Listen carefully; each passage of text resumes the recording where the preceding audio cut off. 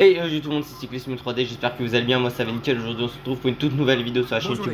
Et comme vous l'avez vu toute la miniature, aujourd'hui on se retrouve pour une toute nouvelle vidéo qui va être le tour en temps réel, étape 8 entre Périgueux et Bergerac à travers la Dordogne sans difficulté particulière. Il faudra vraisemblablement se concentrer sur le sprint à disputer pour espérer lever les bras à Bergerac. 177 km de plat. Toutefois, on est sous la canicule. Alors IRL il prévoit quand même 38, donc j'ai regardé la météo sur mon téléphone, notamment au milieu de l'étape à Serla. C'est une étape confiante, mais du coup vous doutez bien que ça va être une étape sur laquelle on pourra revenir de pas mal de choses en termes patrimonial, parce que j'en ai retrouvé pas mal. Alors les formes de l'équipe: bonne forme pour Derege et Quinn Simmons, forme classique pour Juan Ayuso avec le bonus de forme, j'imagine. Ouais, c'est ça concernant le classement de la montagne, mais il faudrait réaliser les deux pour obtenir un bonus. Mais comment veux-tu que je gagne l'étape? Vraiment, le jeu est totalement débile quand même, on s'en rend pas compte, parce qu'ils veulent que je gagne cette étape-ci avec Ayuso. Bon, moi semble pour Skuins, Skelmos, Verona, Valchek ou encore Mats Pedersen. Bon.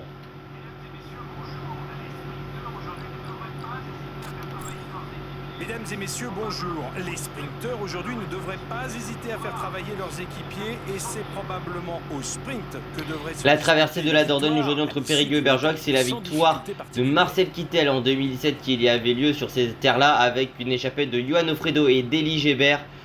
L'on va tenter de partir à l'avant d'ailleurs de la course avec Tom Skuins. Donc il y a toujours ce maillot champion de Lettonie. Irel Pogacar est en maillot jaune et a dompté l'étape de Gavarnie en torpillant ses adversaires. Mais nous aujourd'hui, ce qui nous intéresse, c'est de partir à l'avant de la course avec Skuins. Et il y a Hugo Page qui a tenté de réagir. Alors la veille on n'avait pas pu partir à l'avant malheureusement. C'est ça qui m'avait assez embêté d'ailleurs, parce qu'on était enfin on avait tenté à plusieurs reprises, mais ça nous avait pas laissé partir parce qu'on avait un groupe trop nombreux. On a Javier Romo, Hugo Page ou encore Fernando Gaviria. Alors je sais pas ce que Gaviria fait avant la course, mais on va écouter. Peut-être qu'il est démoralisé par le fait qu'il lance ses sprints trop tôt, je sais pas. Davide Ballerini qui a tenté de réagir également. Nous on va essayer d'y aller aussi avec Skuins, mais bon. Et Thibaut Garnelec à l'avant de la course. Écoutez, on a à peine une vingtaine de secondes d'avance, en espérant que ça nous laisse partir. Donc oui, je voulais parler quand même de cette étape-ci. On a beaucoup de patrimoine à faire. Déjà, on va peut-être parler quand même du Périgord. Qu'est-ce que le Périgord de manière générale, ce Périgord que l'on va voir aujourd'hui, parce qu'on a quand même Montignac, Lascaux. Donc le Périgord noir, qui est tout simplement, où le Sarladais est une région naturelle de France, en Nouvelle-Aquitaine, dans le sud-est du département de la Dordogne, dans la région de Sarlat, chrononyme. Attendez, par contre, oui, tire son nom des importantes forêts de chênes verts très sombres, mais n'avait initialement rien à voir avec les truffes. Et le Périgord vert, lui, abrite des vastes prairies vertes. Plus récemment, le Périgord pourpre a été baptisé du nom de vin, car il abrite de nombreux vignobles. Par contre, moi ça me gêne, c'est que comme par hasard, comme hier quand j'envoie Skuins ou Valchek, ça nous laisse pas partir, alors que là, cette échappée a pu continuer à aller à l'avant. Bon, écoutez, assez étonnant. Nous on va également parler de la ville de départ de Périgueux. Ouais, non, parce que les gars, faut que je fasse les deux choses en même temps. On va peut-être parler de Périgueux quand même. Là voici cette ville de Périgueux, qui est une ville dans le Périgord. Alors Périgueux est surtout la ville la plus peuplée de Dordogne. Magnifique département, il faut quand même le préciser. Plus peuplé du Périgord, plutôt 29 000 habitants, à une aire d'attraction de 114 000. La Bizée 4 Fleurs est la capitale culturelle et touristique du Périgord blanc, dans la vallée de l'Istre, reconnue ville d'art et d'histoire. Elle possède un patrimoine historique gallo-romain médiéval et de la Renaissance. La ville conserve et met en valeur son riche patrimoine civil, militaire et religieux, dans sa cathédrale de Saint-Front, classée au titre des monuments historiques ainsi qu'au patrimoine mondial de l'UNESCO. À la date du 1er siècle avant Jésus-Christ, pendant l'occupation romaine, les Romains s'installent dans la plaine de l'Istre et créent la ville de Vesuna, à l'emplacement actuel du quartier sud. Celle-ci était la capitale romaine du peuple de Pétrocor. Tout simplement. La ville née en 1240, l'union de la cité ville de Vassouna et du puits Saint-Front. Depuis, elle reste le centre du Périgord. En 1830, elle s'agrandit avec l'ancienne commune de Saint-Martin.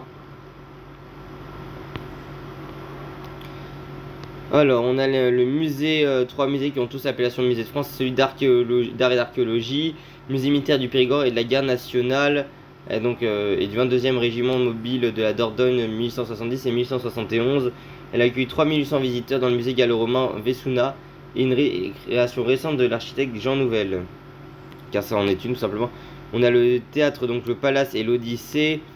On a la tour Vaison ici et la préfecture. Alors la tour Vaison, on va peut-être en parler, est un vestige d'un temple gallo-romain consacré à Vesuna, la déesse tutélaire des pétrocores.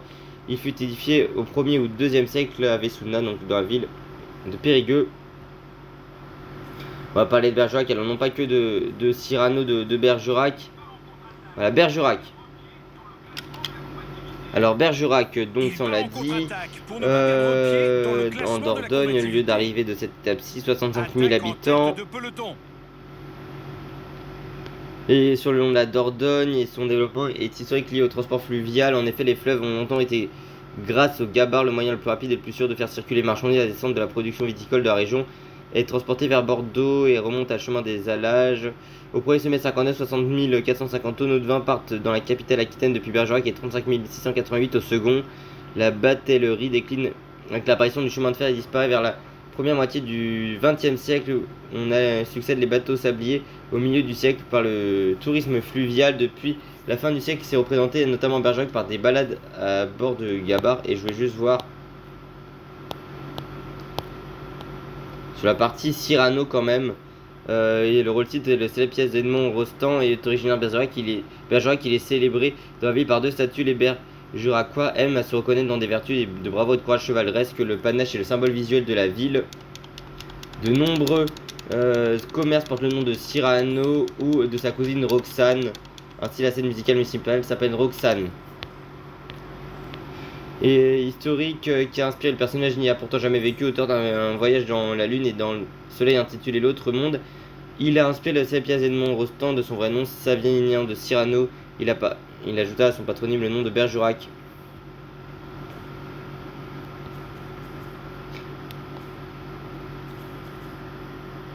On va forcément parler des grottes de Lascaux plus tard dans cette étape-ci. Mais nous, on tente surtout d'aller à l'avant de la course. Bah, bizarrement, contrairement à certaines étapes de plat, on a du monde à l'avant de la course. Alors pour échapper, est-ce que... Ouais.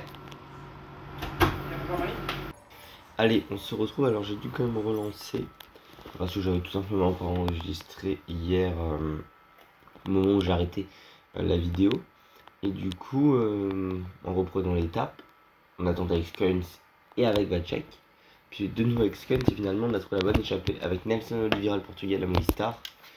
Et Hugo Page pour la Cofidis. Donc on est dans cette côte de Dôme. C'est 2 km 700, 3,3% de pente moyenne. Il y aura seulement un point pour nos classements de la montagne. Mais on peut faire quelques kilomètres avant de la course. Parce que j'avoue que jusqu'ici c'était assez compliqué, on pouvait pas réellement en faire. On était assez limité avec attention à lui, c'est le meilleur puncher de l'échappée.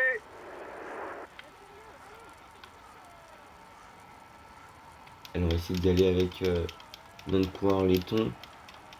Sur le second, on va essayer de faire un petit écart pour prendre au moins ce point. Voilà, c'est un peu une de nos occupations du jour. Regardez cette magnifique arche. Il me semble que je suis déjà passé dans ce village l'an dernier quand j'étais en vacances. C'est bien, t'as remporté le dernier grimpeur. Ça évite que nos concurrents ne prennent trop de points. Ce village de Dôme. Magnifique village pour ce tour en temps réel.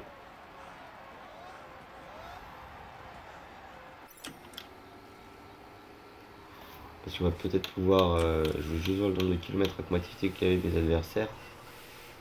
Bah c'est ça, par Oliveira, il y en a, on est seul en avoir fait, mais ça du sprint intermédiaire pour la tête de course. Il permettra aux 15 premiers de marquer des points pour le classement du maillot vert. Donc si l'on regarde un peu plus près, je vais quand même vous parler de Lascaux.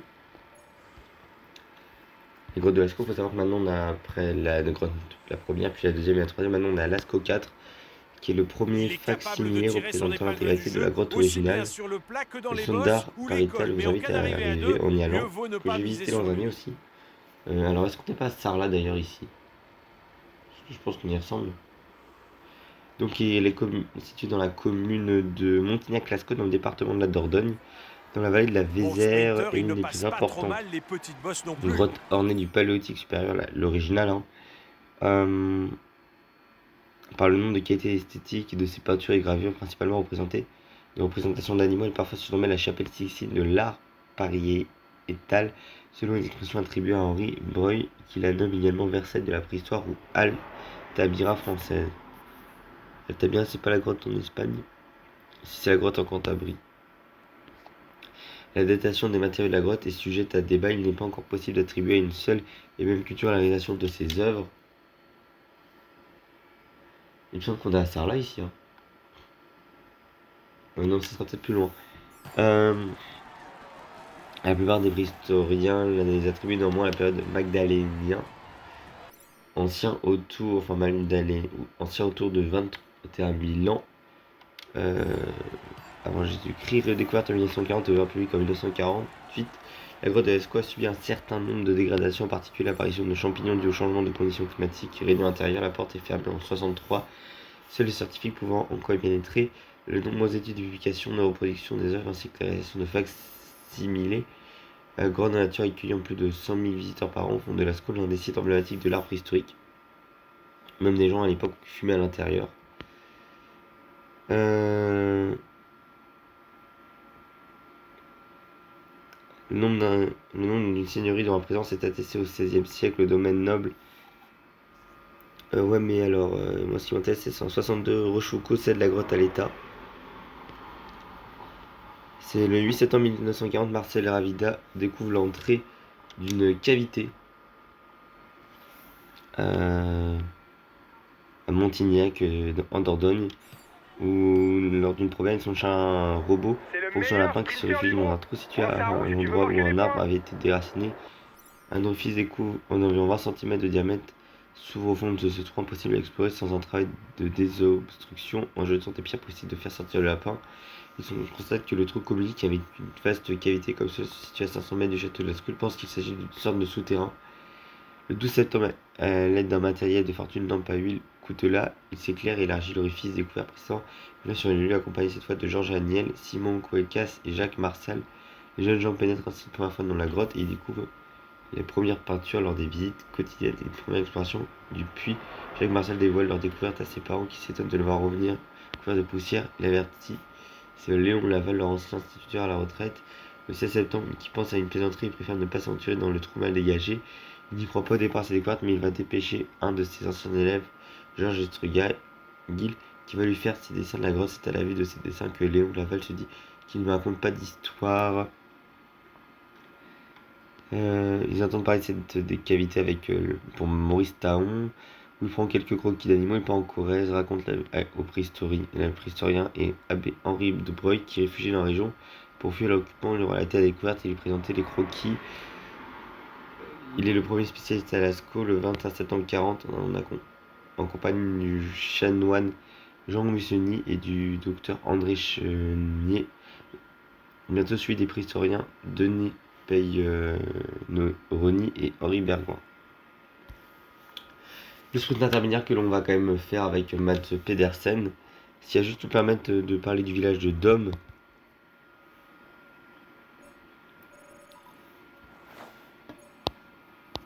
Ici en Dordogne.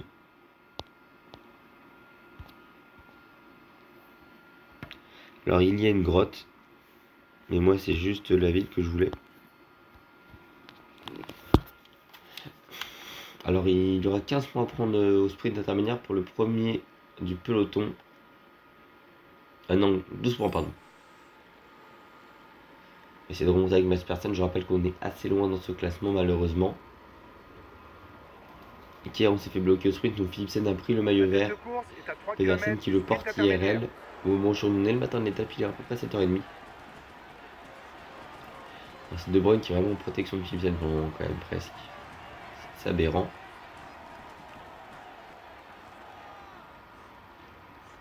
Ouais, Squinch est un bon grimpeur, mais c'est surtout un corps qui a des capacités physiques et Tom Squinch est plutôt des capacités de puncher.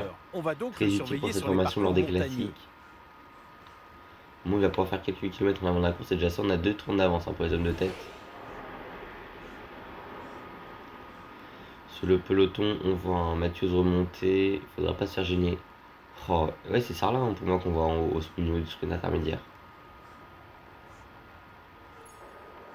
Voici le gagnant du sprint. On n'en parlera pas de Sarlat qui a été la première ville conservée par la loi Malraux de 62 qui permet de restaurer certains quartiers historiques. Et on va essayer de remonter avec Mads Pedersen. Ou Philipsen il ne peut pas continuer, attention. On va gagner ce sprint intermédiaire du peloton, on va pas prendre 15 mais 13 points pour Mads Pedersen. Je pensais que c'était plutôt 12 tout à l'heure mais c'est 13 points pour nous. Écoutez, c'est une plutôt belle opération. Attention, il va pas pouvoir attaquer ici. encore très longtemps. Donc, en ce qui concerne notre coureur, enfin la ville de Dôme, c'est une ancienne bastide fondée en 1281 par le roi Philippe III le Hardi. Elle est le chef-lieu du canton de 1790 à 2015.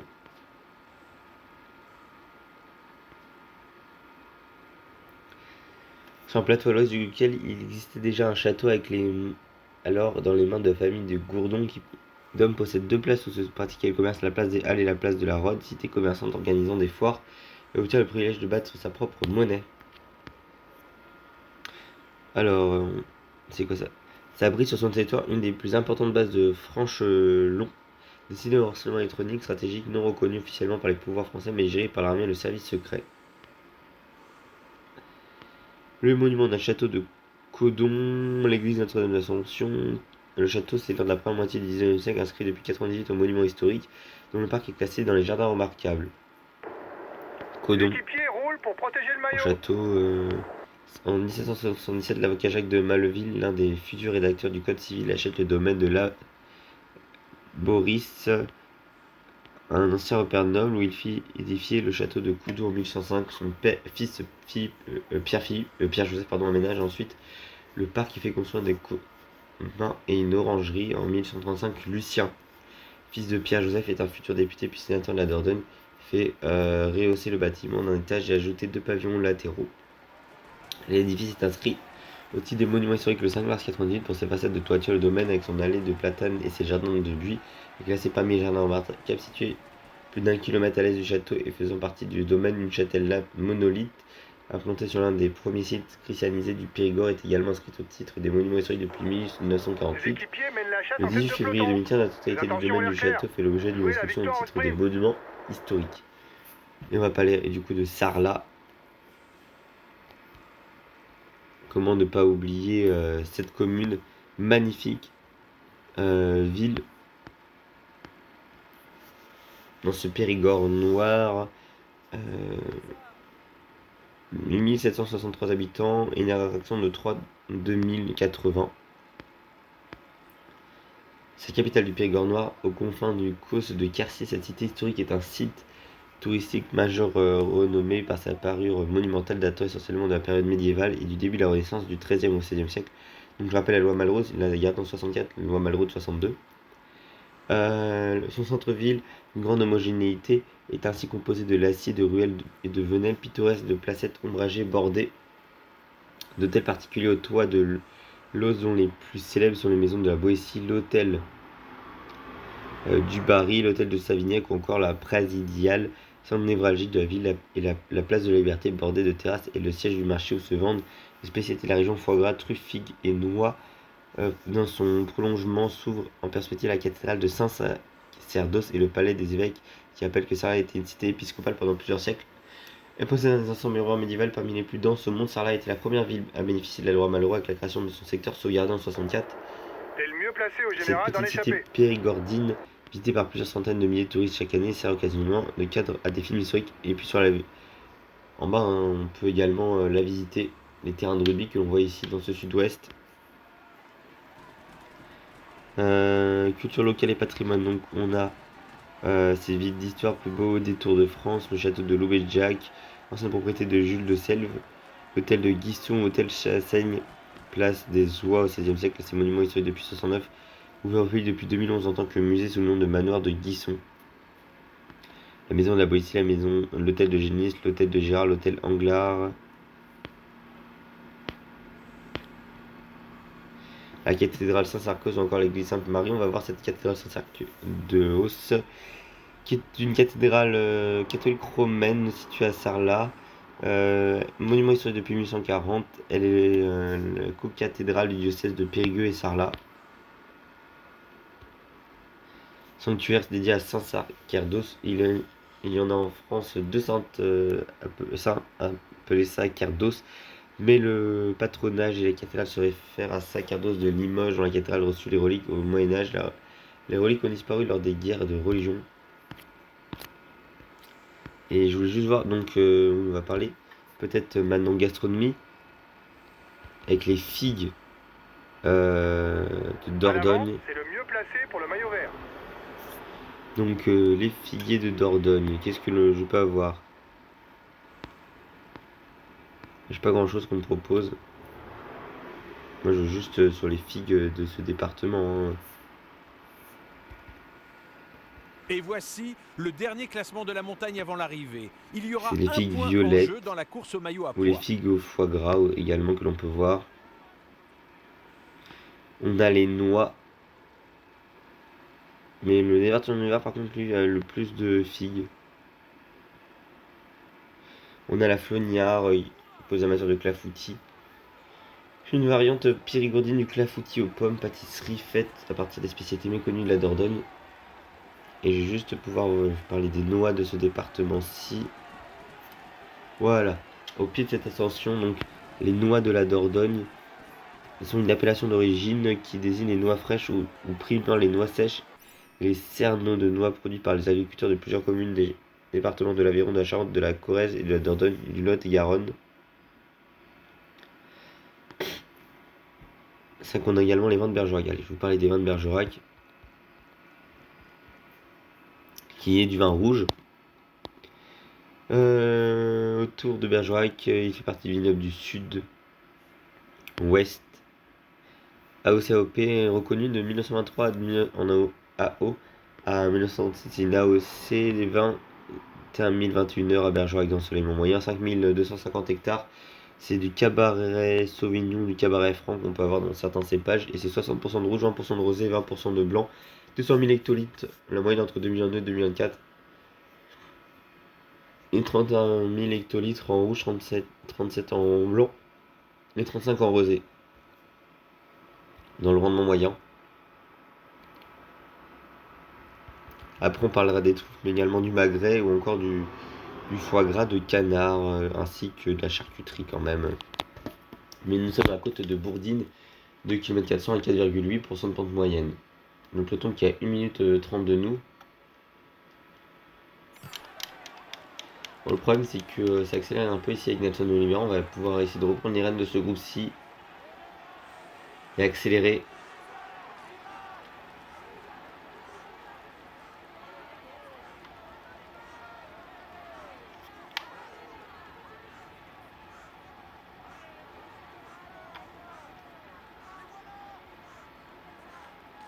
Un kilomètre encore avant le sommet de cette ascension. On voit qu'on met déjà tous nos adversaires dans le dur, dans cette difficulté-ci. C'est que c'est des difficultés réparties au classement montagne qui sont pas réellement très très difficiles.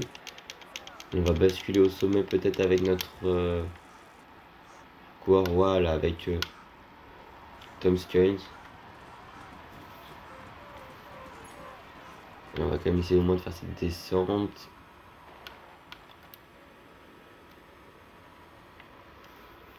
Maintenant, on va pouvoir s'attaquer simplement aux truffes noires de Dordogne. Alors c'est le Tuber Melanosporum, truffe à sport noir du Périgord, une espèce de champignon comestible de la famille des truffes du coup de la classe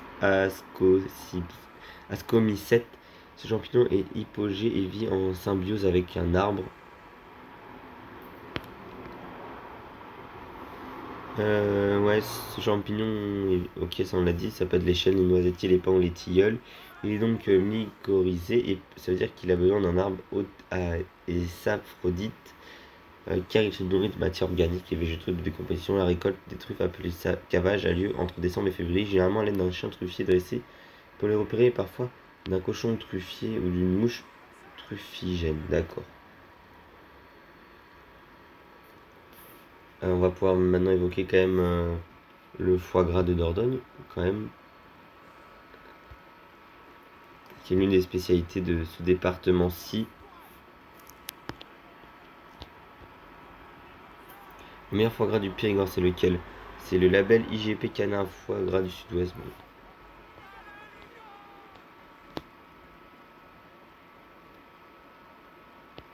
On n'a pas réellement de fiche descriptive. C'est qui me gêne un petit peu. Alors du frais à la conserve, oui, ok.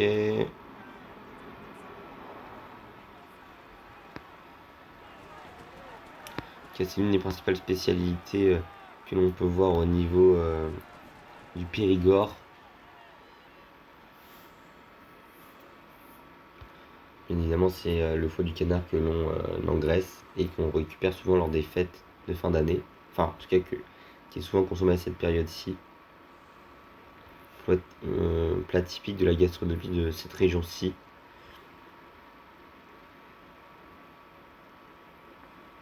On a quand même juste évoqué au moins le magret de canard que l'on pourrait évoquer. Peut-être que si je mets juste ça, ça pourrait peut-être... ok. C'est une spécialité culinaire à base de foie issu de l'élevage et de l'engraissement par gavage des canards et des oies. C'est un mets de fête populaire et bien connu dans les cuisines françaises. Ouais. Par contre, on va peut-être quand même évoquer aussi le magret. Donc le magret de canard, hein. Qu'est-ce que l'on peut avoir? C'est une viande maigre originaire de la cuisine gersoise, découpée à partir de la poitrine du noix ou d'un canard gras engraissé par gavage, le même qui sert à produire les confits et le foie gras. Plat très bon, d'ailleurs, j'en ai pris hier en barbecue. Ça ne s'invente pas. En un apéro avec des habits. Ce qui fait que la vidéo, je l'attends ce matin d'ailleurs. Et on va pouvoir peut-être parler vite fait quand même au moins des fromages de Dordogne. Parce que c'est que je ne l'ai toujours pas eu. Je ne l'ai pas évoqué. Donc les fromages typiques de cette région-ci. On a le trapage d'Escourniac, le cajassou, le cabécou du Périgord. C'est le premier fromage à vache à pâte pressée élaboré par les nonnes de l'abbaye du village éponyme. Les deux autres sont des fromages élaborés à partir du lait de chèvre. Dernier point de culture avant de...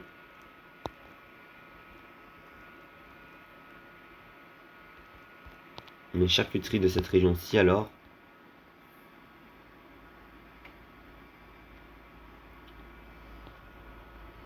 Ouais, non, mais moi j'essaye de trouver si on appelle charcuterie, non. Alors oui, il y a la maison charcuterie à Sarlat, mais...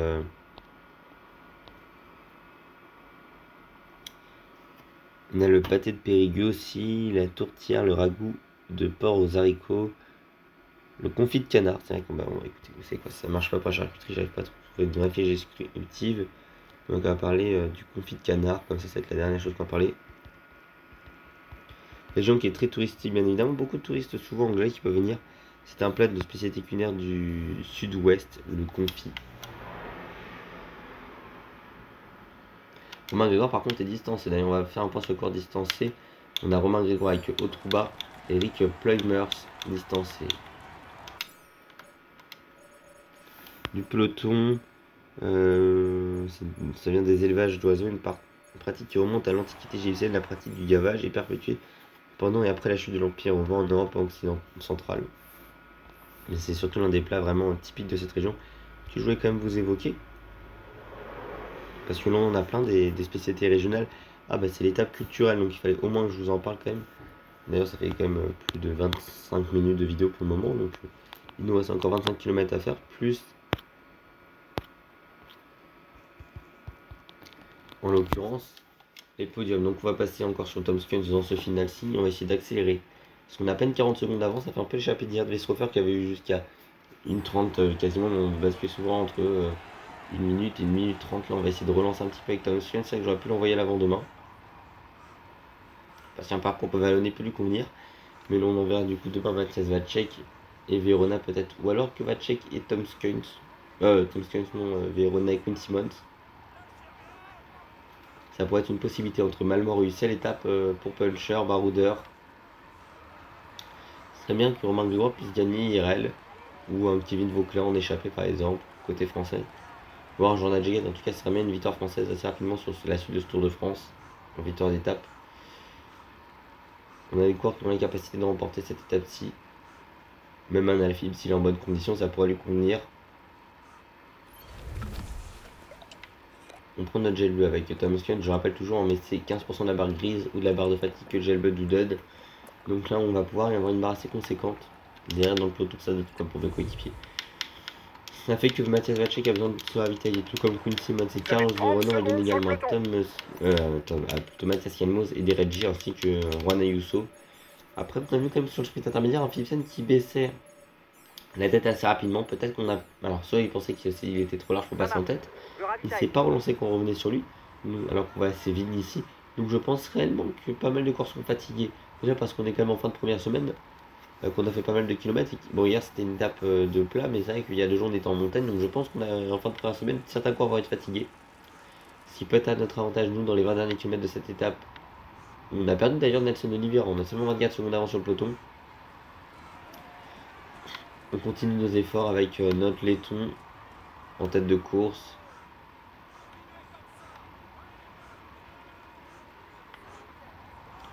C'est fini pour Hugo Page. On va terminer en solitaire cette étape. En tout cas, essayer de rester le plus longtemps possible là avant la course, même si ce sera plutôt, en l'occurrence, avec alors Van Dasbroek qui est lâché. Hein. Et c'est qui Romain Grégoire c'est Marsman, équipier de Philipsen. On a vu Scarset, le champion de Norvège ici, mais on va demander à Tom Skunch de continuer son effort. Mais nous, ce qui nous intéresse, c'est de repasser sur Mads Pedersen maintenant. Avec l'ancien champion du monde, on a l'objectif de faire une remontée au maillot vert. On voit le plus combatif depuis le départ de cette étape, celui qui a fait le plus de kilomètres, depuis le départ de ce Tour de France, pardon, celui qui a fait le plus de kilomètres en échappée. Led Van Wider, Verstrand, Campenart ici. George Bennett, ce sont les équipes de sprinters qui mettent leur train en marche. Après, on a moins de 20 secondes d'avance. Hein, pour Tom Skujns, on va pas s'affoler non plus. On n'aura peut-être pas un coup de château roux sur cette étape-ci, même si ça pourrait être sympa. En tout cas, c'est surtout une étape magnifique en termes de paysage. La même qu'en 2017, on l'a dit en introduction, ouais, bah écoutez, il va être récupéré dans pas très longtemps. Tom Skujns, donc écoutez, il va faire une petite relance. Si ça peut fatiguer certaines équipes de sprinters, ça empêche notre équipe déjà du fait, par le fait qu'on a un coureur comme Ayuso pour le classement général, mais surtout, bah, ça empêche avec notre aide de rouler d'avoir un homme à l'avant de la course. C'est plutôt intéressant toujours. Donc pour l'intégralité de notre gel bleu, comme ça on sera plein de barre avec Pedersen pour entamer ce final d'étape dans les rues de Bergerac, qui est également contre la montre de 2014 d'ailleurs, Périgueux Bergerac. C'est vrai qu'il y a très peu de kilomètres entre les deux villes si on prend un vol d'oiseau. C'est pour ça qu'on fait ce tour, mais c'est une magnifique étape. Et regardez, en se mettant en sprint, Tom Skujns il a pu accélérer son écart d'une dizaine de secondes. Il s'est pas du tout désemparé de notre coéquipier, loin de là. Je reste dans les roues coûte que coûte. C'est vrai que c'est quand même nous avec Mads Pedersen qui sommes dans les toutes premières positions ici, hein, mais bon. À la relance, panneau 10 km de l'arrivée, 26 secondes d'avance pour Tom Skujns. Alors il va pas tenir. Hein. Il est obligé de fatiguer les équipes de sprint. Bon là on a Van Dijk qui roule, écoutez, je sais pas pourquoi réellement. Ouais, pour protéger ses leaders. Mais ces leaders ne sont même pas présents ici. Donc attention quand même dans ce final. Et Pedersen n'a pas lancé trop tôt ce sprint. Mais Tom Skujns c'est terminé pour lui, on va lui demander ne pas s'accrocher. Oui, très clairement on essaie de finir voilà, du mieux possible en ce qui te concerne. Sur cette étape. Ok, je finis tranquille. Il y a quelques coureurs qui ont été distancés, hein, mais bon. Il est avec qui? Avec Otruba maintenant. Essaie de rester dans les roues le le plus nouveau longtemps Romain possible Grégoire. pour profiter de l'aspiration. Oliveira distancé, mais ça c'est pas très surprenant. Hein. Son Skujns se va suivre. Voir les hommes qui ont tenté de s'échapper, en tout cas qu'on fait surtout la plupart d'échapper, être relâchés. Maintenant, George Bennett qui imprime le tempo, le néo-zélandais Marco Frigo qui est là. Louis Vervaek, toujours pour mener ce train.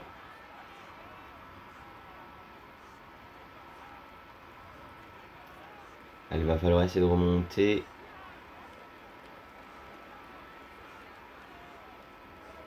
Enfin, remonter on l'a, mais surtout pas se faire gêner.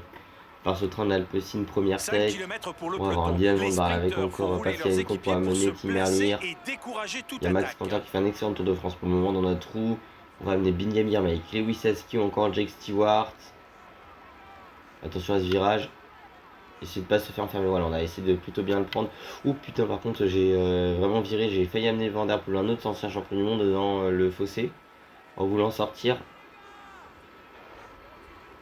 À Du coup, moins de Philipsen se 3 retrouve assez loin et km, tout c'est seul. maintenant Pas l'emballage obligé final de se qui se faire prépare. gêner Les ici poissons par pilotes Marco sont en Frigo. Il place y a et les Milan Fretin sprinteurs qu'on a vu n'auront pas tardé remonter. à passer à l'action. Voilà, c'est plutôt bien exécuté ce virage. Par contre, on est très très loin. On est en 15e position. On est au niveau de la Coy. Après, ça n'a pas lancé tout de suite. Avec Mads Pedersen. Ou par contre, le train de l'Alpecin première tech. On va essayer de remonter avec le Danois. Est-ce qu'on a la capacité? Je pense pas que ça pourra le faire. Malheureusement, avec Pedersen, on va essayer de remonter. On est totalement loin ici. On va même pas faire un tour du super. On va finir 14e avec Mads Pedersen. Ah, mais c'est une cata ces sprints sur ce Tour de France avec le Danois. Après, on a l'étape de demain qui peut nous convenir. Hein. Mais bon, ça me saoule. Hier, on finit 7ème alors qu'on se fait totalement gêner par Warren Scholl, Turgis et compagnie là. On se prend bloc et là, regardez, je sais pas parce que on a un groupe qui est conséquent face à nous. Ils lancent le sprint beaucoup plus tôt. Enfin, ils sont déjà danseuses avant, je veux dire, même si c'est Philipsen. Mais on tente de remonter, on fait quand même un sprint assez conséquent. On a en plus le fait qu'on bénéficie de la fatigue plus du faux plat montant dans les derniers mètres, mais on n'arrive absolument pas à remonter la plupart des coureurs. C'est trop frustrant, honnêtement, c'était à psy. En ce qui nous concerne.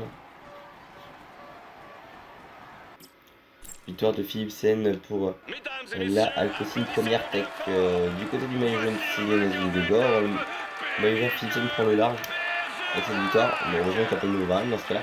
Van Ayuso qui a le maillot à poids et le maillot blanc qui pour notre équipe. Il nous rappelle de mise de forme parce qu'il faut quand même qu'il gagne cette étape-ci. Le jeu est totalement derrière quand même. Pour qu'on ait le bonus de forme, c'est ouais, soit tu gagnes. C'est vraiment une étape Enfin, tu dois gagner et conserver le maillot. Les moyens de jouer les premiers rôles, et on Vous atteigne voyez même comme pas que le des top Pogacar 10. finissent devant nous, des Timo C'est décent. Wellens. On conserve le maillot à poids, tout n'est pas négatif. Aberrant. Parce que même Girmay, il y a un équipier qui fait dans le top 10. Ouais, on s'est loupé. Philipsen qui s'impose dans 3h45 minutes et 16 secondes avec 10 secondes de mobilisation pour le Belge de l'Alpecin première attaque. Du côté, une classement général en 28h56 minutes et 48 secondes, c'est Jonas Vingegaard, le Danois de la Visma Bike, qui est en tête de ce classement depuis le premier jour. 30 pour Juan Ayuso, l'Espagnol de la Lidl Trek pour notre équipe en tête du classement numéro 1, un peu en tête du classement par point, 205 points pour Jesper Philipsen, le Belge de la Alpecin première tech, mais quand vous regardez, on est avec 95 points de retard déjà.